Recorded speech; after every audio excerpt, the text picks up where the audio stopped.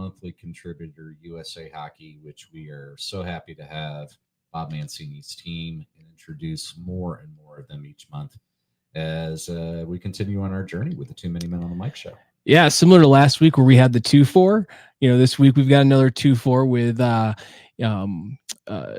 Ted Devine, Assistant Executive Director for Membership, joining us in the first half of the show. And then for all you officials out there, we're going to give you a lot of love as BJ Ringrose, Manager of Youth Officiating and Development, joins us in the second half. But that has for the Zebras, right? Absolutely for the Zebras there. We may have a cool song welcoming us back in after the first half for them as well. But something suspects you've already laid that seed. I'm probably a little ahead of you on that one for sure. Yes. Well, as you recognize here, we are not in our normal digs if you're watching us on YouTube. Thanks again to STL Sports Central for lending us their I guess we can call this sports cave or man cave. I kind of like it. It's dynamic. We move around, we change, we have different scenery, and then I guess we can politic Dave Green and try to influence him on our future home. Well, as much love as we're giving, the station and the app that is now available on the Google Play or App Store. You have been plugging it. Look for Lou Info Station on the App Store or wherever you get your digital apps. But yeah, absolutely. I love it because we've got.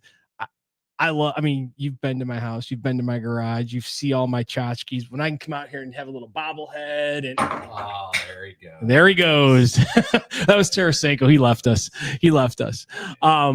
But we're getting right back into it as the song said.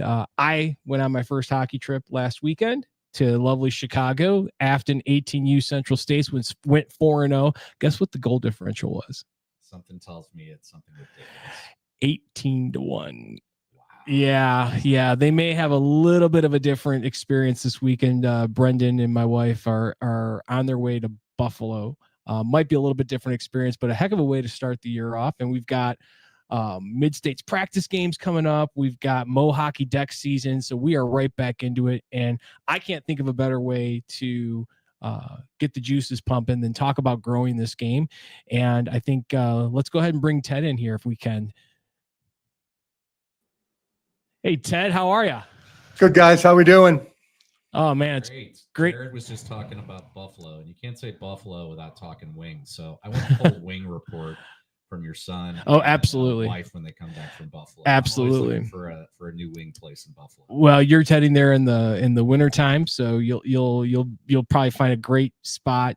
And hopefully the Bills will be deep into the playoffs, and that city will be crazier than it normally is. So, Ted, have you been to Buffalo? Something tells me you have. I've been to Buffalo many times. Actually, we have our affiliate presidents meeting there in a while in rivalry series. So I'll be there in November. But yeah, lots of kids tournaments there. As my two daughters and Jack grew up playing hockey. So yeah, for sure.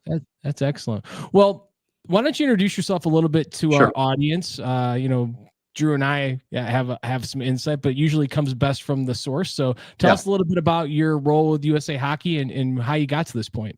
Sure. So I grew up, playing, and then my kids played. I coached. I got to know USA Hockey when the women kind of were really, and for a great reason, pushing for equal pay. And as I was running an insurance company, I'd started. So we sponsored the women's team through that contract negotiation. So I got to know Pat and the crew here. And then, went back to doing insurance as my career. And then about 7 months ago, Pat and I connected, and I joined USA Hockey as head of membership. So really excited about it. It's a new role, and we're doing lots of amazing things at USA Hockey. So I couldn't be more prouder of our whole organization. Well, I appreciate that, and I think all our members and affiliates throughout the country we're looking to grow this game.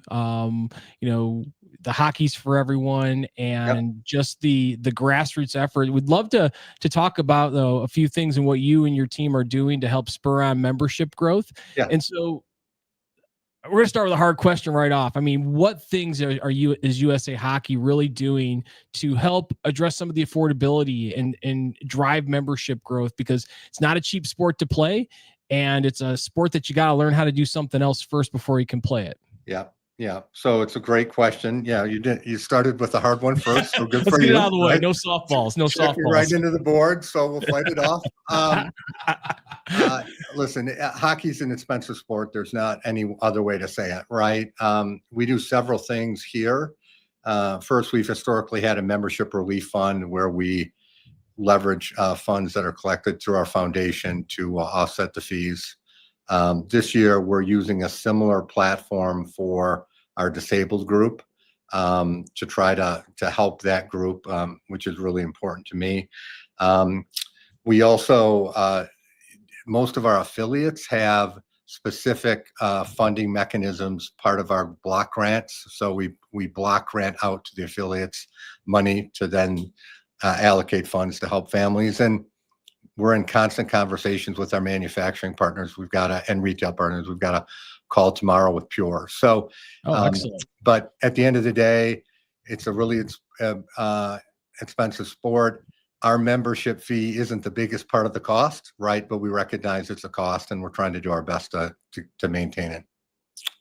Well, Ted, I find myself in hockey rinks, and there's at least one time during a game where somebody will say, that's $300 from a stick that's broken. Yeah. For some kid that's out on the ice. But I loved your answer. Let's switch a little bit towards growing the game. And if you've been following the game, you can't get away from the fact that, boy, hockey's growing in a lot of places right now. The girls' game is growing.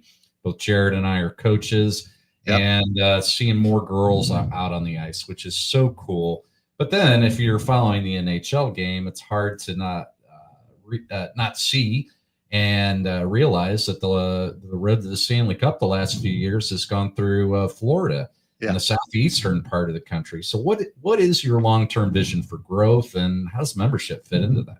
Yeah, so it's such a great question. So, the overall vision here is to, grow the game, develop hockey players, and make sure it's an environment that's inclusive for everyone, right? And the thing that is the most exciting to me, and really why I partnered with Pat and the team here, is hockey is truly a sport for everyone. I mean, it's interesting because we have hockey for adult players, young players, sled players, blind players, warrior players, special hockey families. Like, hockey is an amazing game in the sense that it is literally for everybody. Everybody can play. And I don't think there are very many youth organizations or national governing bodies that have that diversity of opportunity, right? To your point, and I had 2 girls that played, and I coach girls. We've got 98,000 girl and women participants. It's our fastest growing segment. That's awesome. And a little fun fact, our adult women is our literal fastest growing segment, right? And we're doing several adult try hockey for free events this year to try to bring more and more moms and dads who might not have played hockey into the great game that we have, right? So that's terrific. We've got over 60,000 members of color in our family, and that grew at about 5% last year. So we're doing a lot, but we need to keep on developing more. Interestingly, my son's at the Florida camp right now, so I'm a huge Panthers fan, right? That's awesome. He'll probably end up in Charlotte, but that's okay. Mr. Zito's a wonderful organization. But, it's interesting. Florida, North Carolina, Georgia, Utah are 4 of our fastest growing communities. So you put Utah in there, and we got part of the top 5. So it's great. You just got to love how inclusive our game is, right? It doesn't stand out sometimes, but it really is an amazing platform for kids and adults. Well, Ted, back in the spring, we had a mom's focus group. Yeah. And so I just want to shout out to all the moms out there, because it sounds like there's an opportunity for some of the moms to get involved in some adult ladies leagues. Well, and I think that segues into some other discussion points. I mean, a lot of kids play hockey because their parents introduced them to it. And it's almost Yeah. like, I would imagine, and this is almost like an inverse where some kids are introducing the sport to their parents. I know that there were several dads who I had coached their kids years ago who had never played hockey, and they would do a little bit of car coaching based on their vast knowledge from watching the NHL. And I think someone might have said to him, may have been me, hey, did you play growing up, or did you play, and do you play now? And next thing you know, they kind of like got the shirking shoulders, and then they went and played with one of our adult hockey programs here locally in St. Louis. And within a month, they're like, I'm never, criticizing or trying to coach my kid again. This is the hardest thing to do. But they love it, and they're all still playing, which is to your point. It's not just a sport for everyone. I really look at it as a sport for all time. The cities you just mentioned all have some similarities in that, or the regions you mentioned all have similarities in that they either currently have NHL teams, or in the case of Georgia, have had it on 2 occasions. As we look into some of these other areas in the country, non-traditional, Drew and I had the president of the Kentucky affiliate on a few weeks ago. What are some things that USA Hockey is doing outside of those NHL markets to really help grow the game at a grassroots level? I mean, are you leveraging the AHL or NCAA? Talk a little bit about that. Yeah, no, it's a great question. First, I do need to give a shout out to the NHL though. So just to start. Absolutely. They need to get their fans, and that's a huge fan base the more they play. So and they're such a, from Kim Davis to Kevin to Matt to Jeff, they're just tremendous partners for us. The NHL Learn to Play program is where they contribute hockey equipment, kits to thousands of Learn to Play participants this year. That the NHL, Mr. Daly, and that whole group have been terrific partners for us. And in fact, we're rolling out an expanded Learn to Play program with them, where we're going to non-NHL cities this year. We just kicked it off in Syracuse last weekend. Interestingly enough, we're partnering with 4 AHL teams there. So that's all part of it. But so I got to give a shout out to them, because without them, it would be not helpful. So they're great partners. It starts with our really, for me, our Try Hockey for Free programming around the country. Last weekend we had 290 associations, Kentucky, every place around the country, doing Try Hockey for Free. We had 7,000 new players start our great game. They went on the ice with bike helmets or some set of equipment. We're watching some videos this weekend of little kids trying to get up and play hockey, which was terrific, and learn to skate. And so it really does start at that grassroots Try Hockey for Free level, and then transitioning into, Learn to Play, and making sure that programming is really, really strong. So, we want hockey everywhere. We are doing a little bit more. We're doing a lot now with the AHL, which we really like. I'm a little biased because, I'm a huge college hockey fan. Go Pios. And so, I think we'll start to do a little bit more with some of the college programs across the country as well, just in a lot of the markets, right? So, yeah, it's good. Ted, you just mentioned, it sounds like you got some really good metrics around new players that are coming into the boot, and whether that's at the Learn to Play level, women's hockey. How are you measuring retention? So once they're in the boat and they're part of the USA Hockey community, what are some important metrics to USA Hockey for keeping players in the game? Yeah, so I'm pretty much of a numbers geek. So we track that pretty precisely. It does start out with player retention, and down to the player level, which is something we haven't historically had the data set to be able to do, but we're launching a new AI and analytics platform led by our amazing CFO, Kelly, and our IT board with Don Gould, which will then be able to track trends down player coach level over year classes to be able to really provide some insight into that. But it really does start with that. We do track very clearly at the affiliate level the age bands, because you can see trends there, and so that's important. And we're going to use a little bit more of the Net Promoter Score Awesome. around satisfaction. We did a survey a bit ago, and 85% of players and families would recommend hockey to a friend or family on the other side. So that's good. But we do need to keep on doing more and more, right? A point of retention is a point of growth. So, we want to do it. And then, as you guys know, and as coaches, all of us who grew up playing and had kids playing, it does come down in a lot of instances to the coach. Like, bless you guys for doing that. We all know great coaches that we've had in those experiences. Gino Cavallini for my kids at the Mission, and some great coaches. And so, being able to empower the coaches with retention information about what's going on at their teams and their levels is something we're really going to push for.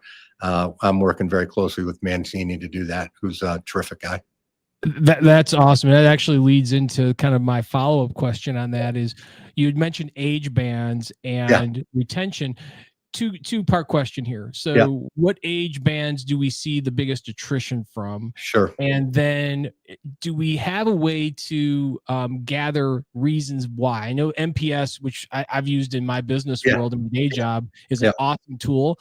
But this feels like it could be great information to get back to the affiliates, because it really has to be driven at the grassroots level. How are you supporting that? Yeah. So again, A+ question. You guys are awesome. To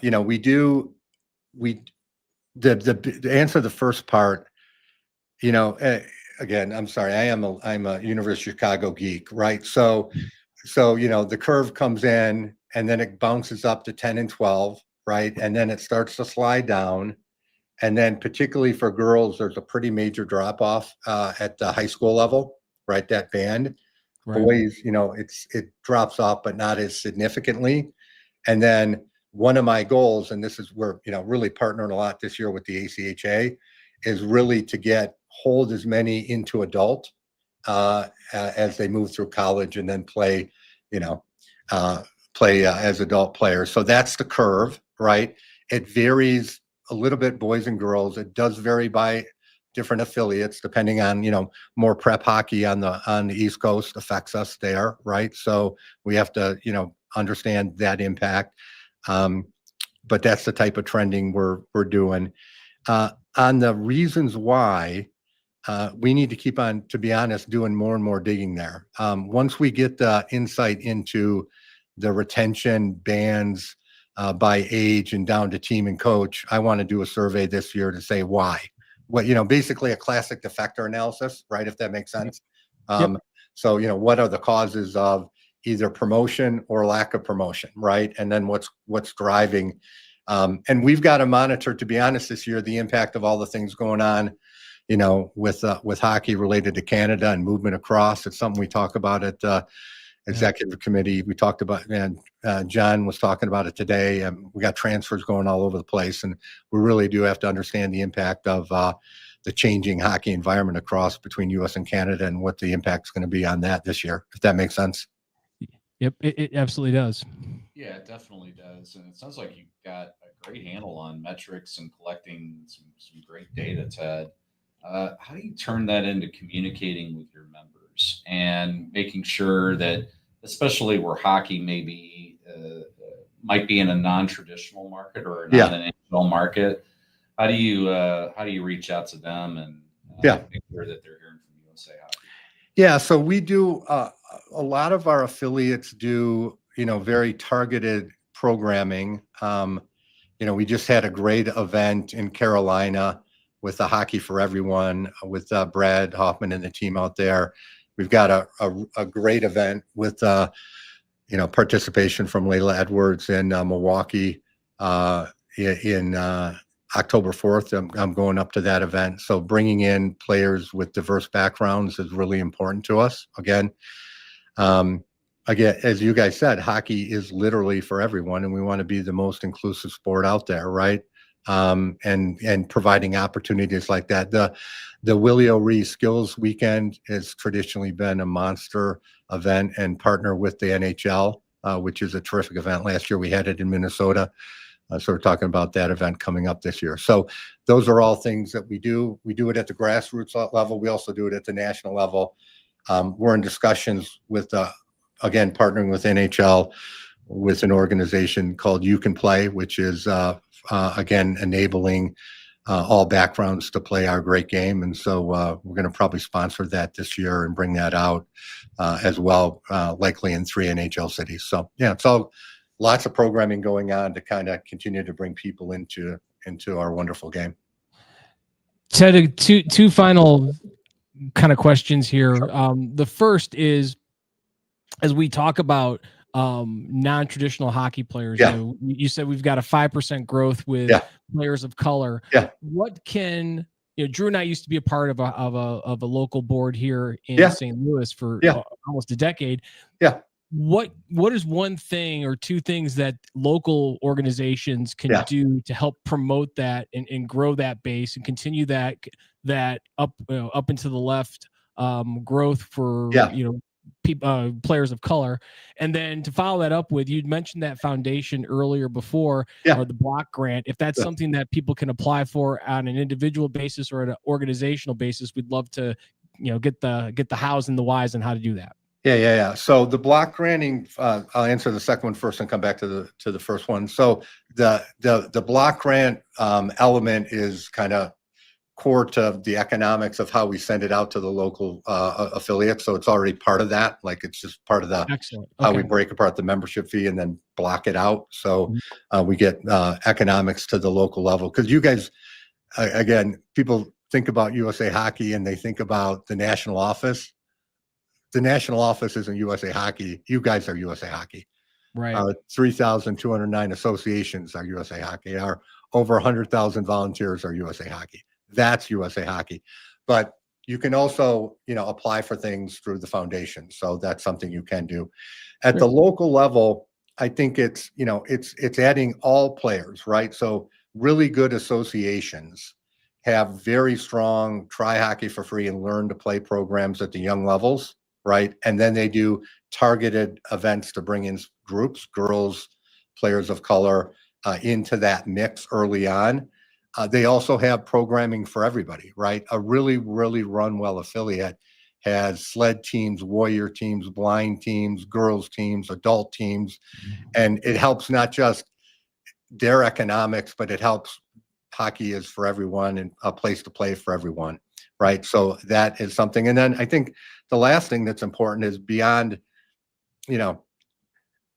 everybody thinks about hockey at the elite level. Okay. We all do. Yep. But that's not hockey for me. Hockey for me is blind hockey, sled. You really want to know USA Hockey? Go to a Mike game. And then later on in the day, go to a sled game. Love it. That's USA Hockey. Right. That's our what show. I love.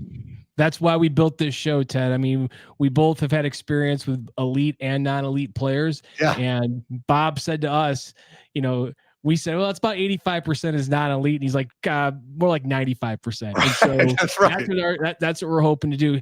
Ted, we can't thank you enough. We wish we had some more time, but we've got to get your buddy on here in the second half. I know we've got a chance to probably talk later on in the year, but thank you for all you're doing. The numbers don't lie. The sport is growing. I think Drew and I can attest to just what we've seen in the last decade of being involved with youth hockey. Yeah. It's awesome. And I'm so incredibly thankful that we've got guys like you and Bob and the rest of the team helping support us out here in the field. So hockey's for everybody, and we appreciate it. Well, right back at you. You guys are USA Hockey, so thank you. Well, good luck to your son too. Yeah, well, he's doing a bag skate right now, so we'll see. That's awesome. All right, take care, Ted. We'll talk soon. Yeah, bye. So I think we're off.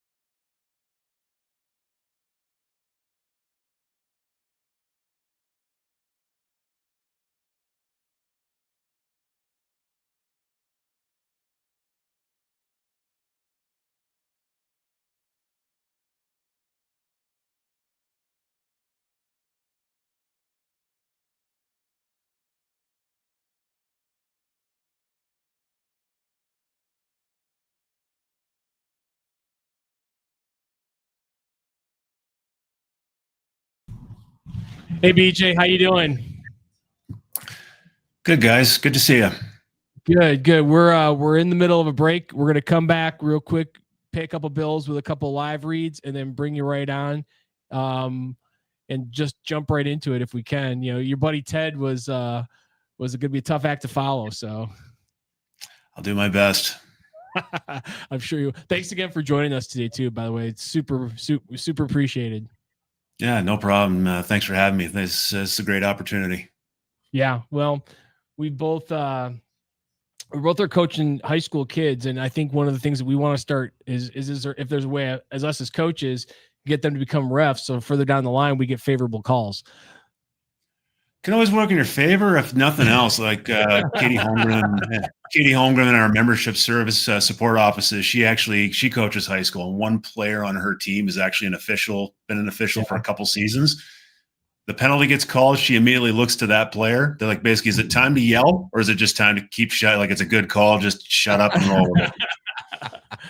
I love that. Well, that's we've got some good statistics too on the growth, but also I think we're doing something unique here. You may know about in St. Louis, not unique, but we're taking the green band approach that was introduced a couple years ago, and for the first time with our under 18 refs. So that helps the coaches out, right? It kind of is that kind of like that yield sign. It's like, hey, slow down, It does, if nothing. And basically, when it came out, basically anything that draws awareness to the issue of abuse and gets people kind of, recognizing it and talking, it's a good thing. It's got to be a good thing.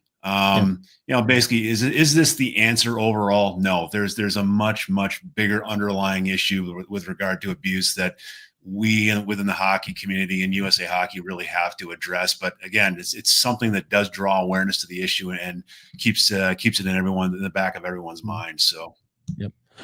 Well, we're gonna put you in the green room for a few here, and then we'll be on probably in about I'd say 2 minutes, maybe 3 minutes tops.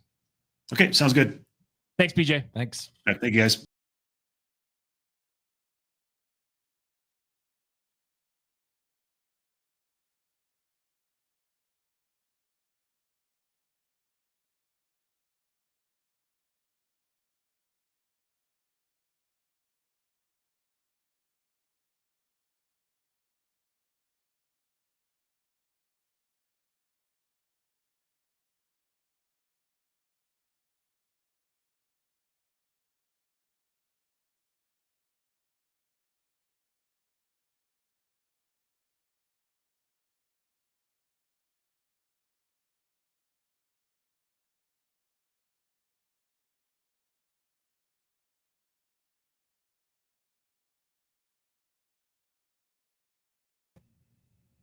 Oh man, working man.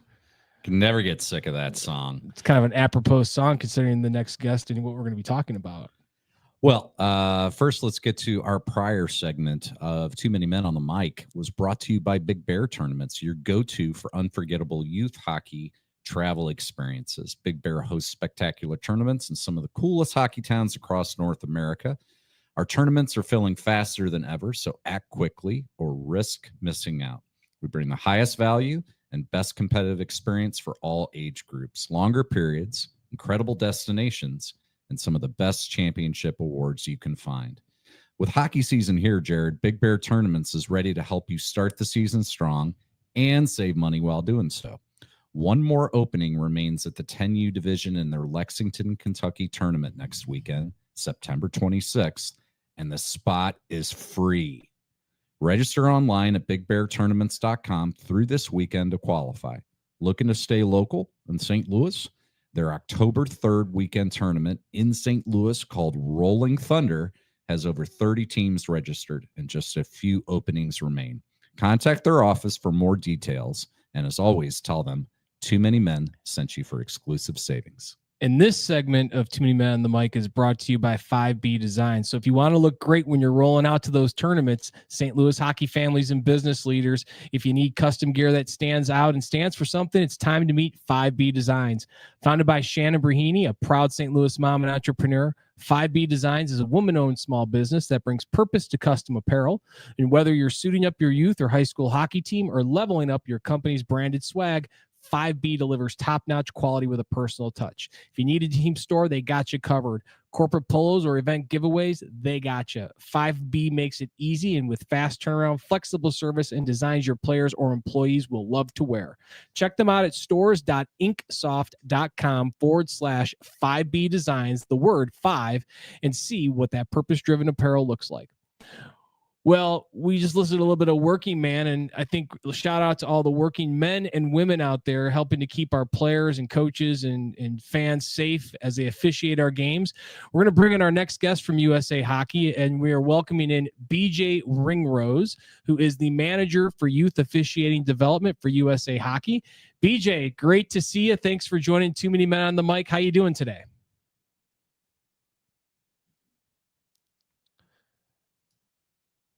BJ, can you hear us? BJ? Oh, a little technical difficulty.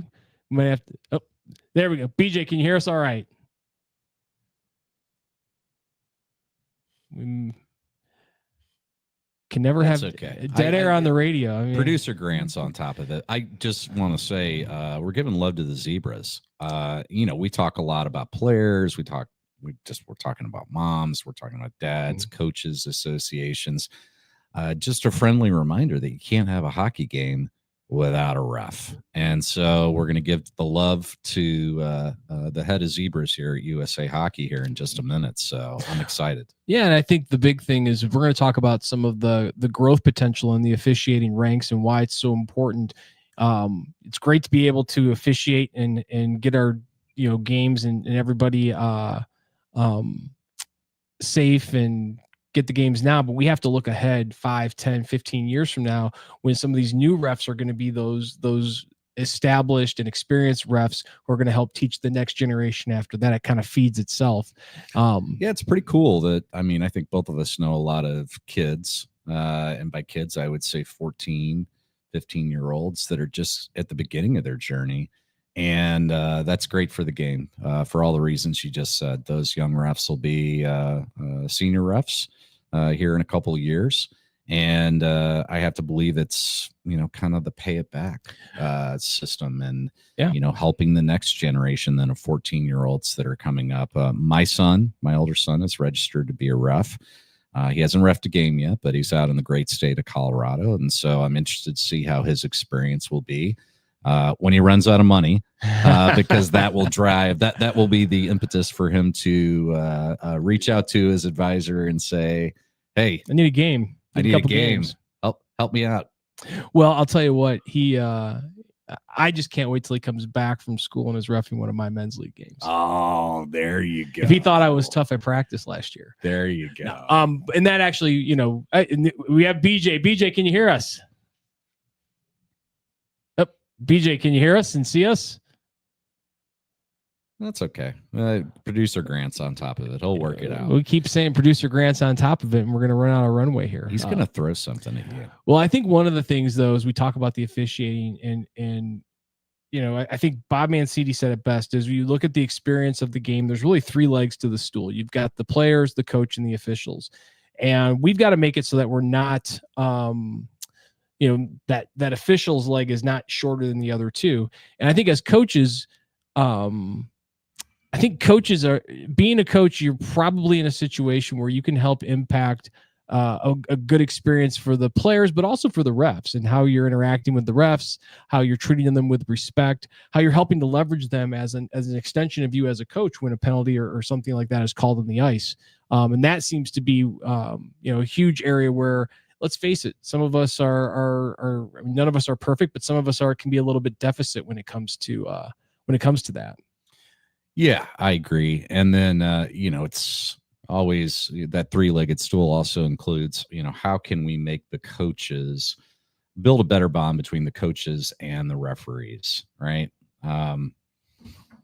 So I'll be interested to hear what he has to say about that, because I think our games go smoother when you get good communication between coaches and refs. And so I'm interested to hear his tips on that and what he thinks we as coaches should be doing. I mean, I could bring, I feel like food is kind of the place to start. I can bring food out on the bench if that's where we need to start the dialogue. Yeah, I mean, whether you want to bring donuts or, You can't bring donuts to a hockey rink. can if you want to give it to the ref. All right, the ref can get donuts. Players, no. No, Absolutely not. Well, you want to, it's like an olive branch. I just give donuts. Love through a donut. Well, you do catch more flies with honey. And so you want to be as, you want to be as sweet as possible. So that when you have to come in and maybe kind of question and say, I didn't quite see it that way. I kind of feel like this is leading to who has the best donut. Like, I think that's going to be a future post for us here, because we talked about, I was going to say coffee maybe as a second option, but refs are pretty busy. Well, they really don't have time to drink coffee. Coaches mean, can drink coffee on the bench all day long. If you want to say to some refs, hey buddy, wake up, here's some coffee. I mean, best donut places used to be Vincent Van Donuts in downtown Clayton. Not followed closely by Strange Donuts. But I want to hear the best donut in Kentucky, in Florida, in California. I mean, I want to hear the affiliates chime in here. Absolutely. And tell us what's best. Well, and I think that there's probably, as we were talking about membership in traditional hockey markets, there's probably a correlation between some of our more experienced refs in some of those more traditional hockey markets. And when you do go outside of those areas where you're starting to build up membership, a key component is like, if you go to Memphis, Tennessee, let's say, and you've got a hockey organization in Memphis, Tennessee, where do you get your refs? The barbecue place. I mean, there you go, right? But it's like a lot of refs, at least here in St. Louis, are all former players or coaches. I had the pleasure of being with a ref up in Chicago last week. His son is the goaltender for our team. Not going to mention his name, look it up. But he was reffing games in Chicago in between. No way. In between watching, he's reffing games. And I'm just thinking to myself, I love it. I mean, if I could coach in between games, I would do that. If I could find a little mite team or a 6U, 8U team that needed me to be out there on the ice with them, I would. Well, that is impressive. So he reached out to his region's coordinator and picked himself up a couple of games to ref in between his kids' games. That's amazing. Well, and that talks about the commitment that to be a ref and to be a good ref. And look, I'm sure most refs are not doing that. But the fact is, he's like, well, we had a game at 8:00 and we had a game at 6:00. There's a lot of time in between. I could probably pick up a couple games here and there. Good for him. Well, I mean, you just mentioned what makes a good ref.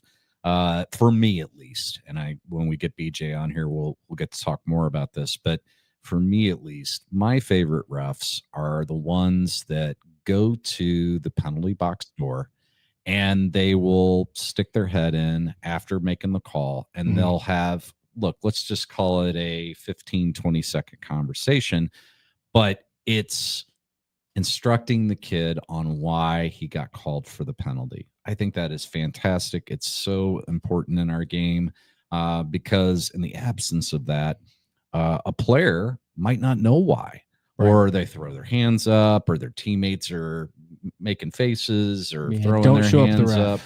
So, just those extra 15, 20 seconds to go over to the penalty box door, stick their head in and say, look, this is the reason that I called you. I just want you to know. And then the player is learning the game, not only from a coach, not only from mom and dad, maybe on ride to or ride home, they're also learning it from the ref. So for me, that's what makes a good ref. How about you? Well, I think it starts, what can I do as a coach, right? And bring a donut. Never hurts. But I do think that if many of the games that I've been involved with or that I've even watched, players will go to the refs after the game, give them a fist bump, shake their hand, thank you. If you had a penalty called on you during the game, probably the best time to go ask about that is at the end. Hey, ref, thanks for giving us a great game. Right. Thanks for keeping us safe. Hey, the tripping call that you made on me in the second period, or the slat. I mean, what did you see? Yeah. And I have yet to meet a ref who won't indulge that player and be like, hey, this is what I saw. Sometimes you can't do that in the heat of the moment, and sometimes you don't want to, especially as you get a little bit older and you're playing maybe at high school level or a higher level, or it's an important game. You want to give the space to the player and vice versa with the ref. But I do think as a coach, what I'm going to try to suggest to my players is, hey, if you have a call that you're really confused about, that 5 to 7 minutes at the end of the game when everybody's getting off and the Zamboni door is opening, see if the ref will give you 2 minutes to give you that feedback. Well, and I like how you said, what did you see? Mhm. That not only applies to the player, I would argue that applies to the coaches. That's where you should start your dialogue. Mhm. And I know it's tough, and I know it's a passionate game, and I know in the moment you might want to say something different. But what I have found is by engaging the ref in game and saying, what did you see, when you get a chance to talk to them closer? You're not yelling it across the ice. Yeah. You're having, a 10, 15 second conversation. What did you see? That's a great place to start. I have found that to be a productive way. And then usually the ref will say, well, here's what happened. Here's what I saw. It might not be the same thing that I saw, but at least gives you a basis of where they're coming from. Yeah. Well, let me share a little stats. I don't know if we're going to get BJ on. Our runway's getting shorter and shorter. We need to bring producer Grant a donut. Yeah. Well, or something else. Here's some statistics for parents, players, coaches out there that I think is pretty telling. A few weeks ago, I was at level 5. Remember that? Oh my gosh. You were at level 5. I do remember that. Don't forget to talk about Detroit too. I was in a breakout session with officials, and one of the things that was very telling is 40% of our refs right now are 18 or younger. Wow. And 50% of our refs right now have less than 5 years experience. Yeah. So look, we could focus on coaches. I would argue parents, listen to that stat. You got refs that have been out here reffing games for less than 5 years. So the next time you want to yell at the ref from the stands or throw your hands up or maybe choose some 4-letter words, keep in mind, most of these guys and gals have been reffing for less than 5 years. Okay. They're not experts. So I don't know. Keep that in mind. Well, and look, when you're in the stands and even when you're on the bench, you have you have a vantage point that's different than the refs. And when you have, in many hopefully instances, you can see. Yeah, hopefully. In many instances, when you only have 2 refs and you're having to keep up with the play, you've got one ref who's essentially got to follow the puck. And so you're going zone to zone, blue line to blue line. It's not even what did you see, it's sometimes what you didn't see. And Absolutely. so you've got to realize that I say there's been very few hockey games I've been a part of as either a coach or a player where the ref has made such an egregious mistake or miss that it caused the outcome to drastically change. Yep. Or it caused for the safety of the players to be compromised. Most of the time it's little stuff. I would say 99.99% of the time it's little stuff. And you know what? Again, mark this down. It's Thursday, September 18th at 3:51. You get some chance to work on your penalty kill in some instances if you're the coach. Now, if you come talk to me in February, we're in the heat of the playoffs. Then that's on me as the coach and as the adult on my bench to, keep it in perspective and remember back to this date and time. And you'll be next to me to do it for me. Keep in mind also, it's youth hockey. Okay, we're not doing video replay. Right. Youth hockey. This isn't the NHL. And nobody's perfect, including the referees. So hard to remember sometimes, but I agree with what you just said. I can't think of a game that I've been a part of as a coach or a player where the outcome of the game was decided by a missed call. Yeah. Or a call that maybe we thought shouldn't have been called. And the beauty of this is USA Hockey is looking at this and taking this very, very seriously. I believe 2 years ago, they shifted from a certification-based model to getting referees certified to an educational based model. And so think about this from the coach's perspective. We have our continuing education program. Refs are going through now a very similar process, and that should give us all, a good feeling that we're looking at this from, I'm going to go back to that number 3 again, 3 legs on that stool of a game, the players, the Just like coaches, Rush. and the ref. Yeah, there you go. Right. It's a great 3-piece band. But I do believe that it's imperative that we continue to do everything we can to make the experience of the game great for the players, because that does 2 things. One, keeps them coming back. So we talked about retention with Ted, and refs are a huge piece of that. Yeah, and I think the CEP coaching based educational model is good. Look, I know everybody's busy and got things to do. I always learn something when I go through the CEP and the Absolutely. educational model. So I have to believe that refs also are picking up some new knowledge, some new tips, some new ways to engage, some better ways to communicate, whether it's with coaches, players, maybe even parents, although that's not the primary focus. It's the game that's on the ice. So I'm a big fan of that. I like that they are kind of following in that coaching certification model. That's pretty cool. Well, and you want to keep it enjoyable too. And I don't know about you, I like to, before the game, get down, front of the bench, ice level. Refs are usually always coming over to shake your hands. If you're the home team, you're giving them some pucks. Keep it light. And 9 times out of 10, it's a ref that I've had some experiences with, or And they still come over. We're able to joke around a little bit. This isn't Slapshot. I'm not Reggie Dunlop. Okay. But I think that keeping it enjoyable, the refs are doing this not to become millionaires. They're doing this because they love the game, right? And they enjoy skating. They enjoy being out there and being a part of it. As a coach, if you're having fun, which most of the time we're all having fun coaching, and you can spread that fun to the officials, and you can you can create a dialogue and a relationship, then I think that now you've built an opportunity to make sure we're maintaining refs, and again, hopefully drive that attrition rate down, because we're going to need more than 50% of our refs to have only 5 years experience if we're going to continue to have this great game that we want to continue to grow. Yeah, pickup hockey is not the model. We got to keep the refs in the game. Absolutely. We need a ref to keep hockey, youth hockey great, all hockey great. So look, we'll have BJ back on another show when technology. I think somebody said nobody's perfect earlier in this show, so I hope Grant's listening. I love you, Grant. You know that. I love you. So he can't talk back today, which is great. I know, right? He doesn't have a mic, and he'd be chirping in here. He would be chirping. What I want to know is, in our Tuesday practice game next week, are you going to bring a donut to the game? I think I have to now. I think you have to now. I think you put that out there. To.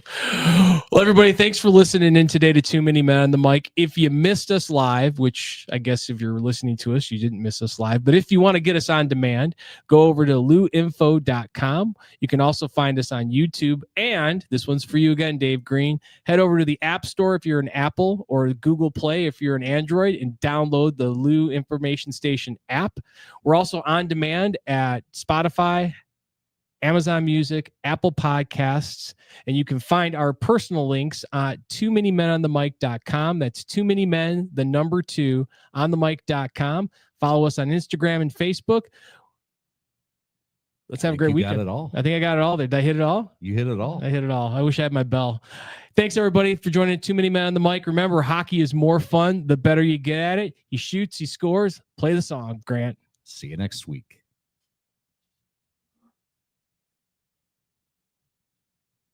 You do what you gotta do.